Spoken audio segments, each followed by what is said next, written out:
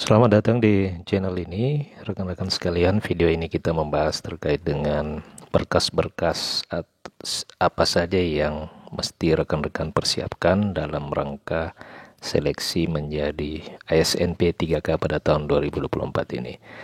Berkas atau administrasi ini perlu kita siapkan dari sekarang agar supaya rekan-rekan nanti pada saat pendaftaran itu tidak kalang kabut jika memang ada administrasi yang kurang lengkap. Sehingga itu rekan-rekan perlu menonton video ini. Bagi rekan-rekan yang ingin mengikuti seleksi pada tahun 2024 ini ya, untuk mengikuti seleksi P3K perlu diketahui bahwa pengangkatan honorer menjadi P3K itu pada tahun 2024 harus melalui proses seleksi. Untuk itu bagi rekan-rekan yang mulai saat ini ingin belajar dan mendapatkan kisi-kisi soal P3K tahun 2024, rekan-rekan bisa mendapatkan hal itu dengan menghubungi admin kami. Nanti admin kami akan membagikan bank soal ya. Silakan hubungi admin kami, nomor WA-nya nanti akan saya bagikan di kolom deskripsi atau kolom komentar video ini. Bank soal ini terdiri dari seluruh kompetensi yang akan diujikan, termasuk kompetensi teknis berdasarkan jabatan honorer yang mau dilamar. Jadi semua jabatan akan ada soal kompetensi teknisnya. Rekan-rekan silakan hubungi admin kami untuk mendapatkan bank soal tersebut.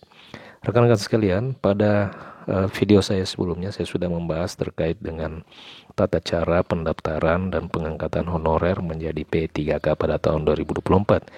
Di tahap itu ada penyiapan akun sampai kepada proses pengumuman yang dilaksanakan di link resmi Badan Kepegawaian Negara selaku Panselnas, yakni sscsn.bkn.go.id. Nah, video ini saya sedikit membagikan informasi terkait dengan berkas atau administrasi apa saja yang perlu disiapkan untuk mengikuti seleksi P3K pada tahun 2024 sesuai dengan petunjuk atau regulasi atau ketetapan yang ditetapkan oleh Badan Kepegawaian Negara. Dalam regulasi yang diterbitkan oleh Badan Kepegawaian Negara, di sini sudah disebutkan terkait dengan hal-hal administrasi ya, atau hal-hal apa saja yang harus disiapkan di dalam mengikuti proses seleksi P3K pada tahun 2024 ini. Sebelum mendaftar ke instansi yang dituju, pastikan rekan-rekan sebagai honorer dalam posisinya sebagai pelamar ini telah mempersiapkan dokumen-dokumen yang diperlukan untuk pendaftaran. Dokumen-dokumen tersebut terdiri dari yang pertama adalah kartu keluarga, kemudian yang kedua adalah kartu tanda penduduk KTP atau surat keterangan dari Dinas Kependudukan dan Catatan Sipil. Nah, kartu keluarga ini tentu harus disesuaikan dengan dan harus sinkron dengan kartu tanda penduduk atau KTP. Nah, bagi rekan-rekan yang belum memiliki KTP atau bermasalah dengan KTP-nya, rekan-rekan bisa mendapatkan surat keterangan yang dikeluarkan oleh Dinas Kependudukan dan Catatan Sipil. Selain itu, rekan-rekan juga perlu menyiapkan ijazah ya. Ijazah ini baik kualifikasi pendidikan SD, SMP, SMA maupun S1 harus memiliki ijazah. Nah, yang persoalan bagaimana jika ijazahnya ini sudah tidak ada aslinya ataukah ijazahnya hilang. Rekan-rekan bisa mencari dan mendapatkan surat keterangan pengganti ijazah dari perguruan tinggi atau lembaga pendidikan yang ditempati. Nah, nanti pada saat mengupload, rekan-rekan bisa menggabungkan file PDF antara ijazah, surat keterangan pengganti ijazah dan surat keterangan hilang dari kepolisian. Nantinya digabungkan dalam satu folder ya, digabungkan dalam satu file PDF lalu diupload di akun SSCSN. Selain itu ada transkrip nilai. Transkrip nilai ini bagi rekan-rekan yang memiliki ijazah S1 perlu menyiapkan transkrip nilainya ini. Ya, antara ijazah dan transkrip nilai ini semua dalam bentuk asli ya. Jangan ada yang fotokopi. Nantinya jika ada yang mengupload ijazah atau transkrip nilai yang fotokopi, biasanya akan gugur di dalam seleksi administrasi. Selain itu, rekan-rekan juga perlu menyiapkan dari sekarang pas foto berlatar belakang warna merah. Pas foto ini alangkah baiknya menggunakan pakaian resmi, ya, pakaian kemeja putih, ya, pakaian kemeja putih bisa digunakan di dalam pas foto ini. Kemudian ada swafoto atau selfie. Swafoto ini biasanya akan diminta pada saat rekan-rekan membuat akun. Nanti akan ada notifikasi di handphone.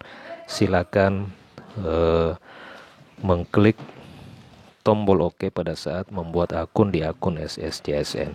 Selain itu terdapat juga dokumen-dokumen lain sesuai dengan ketentuan jenis seleksi dan instansi yang akan dilamar. Biasanya setiap instansi itu akan memiliki syarat-syarat administrasi yang berbeda, ya, antara instansi satu dengan instansi yang lain.